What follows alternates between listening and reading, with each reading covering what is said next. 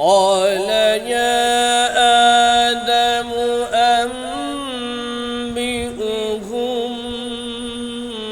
بأسمائهم فلما أنبأهم بأسمائهم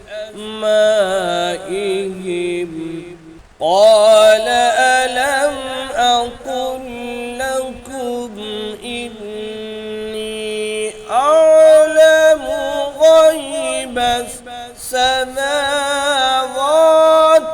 والأرض وأعلم ما تبدون وما كنتم تكتمون।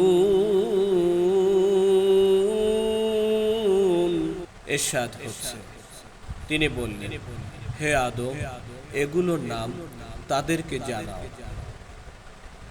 অতঃপর যখন সে এগুলোর নাম তাদেরকে বলল, তিনি বললেন, আমি কি তোমাদেরকে বলিনি? নিশ্চয়ই আসমান সমূহে ও জমিনের গায়েব আমি জানি, এবং জানি তোমরা যা প্রকাশ্যে করো এবং যা তোমরা গোপনে করতে। সূরা বাকারা 33 নম্বর আয়াত।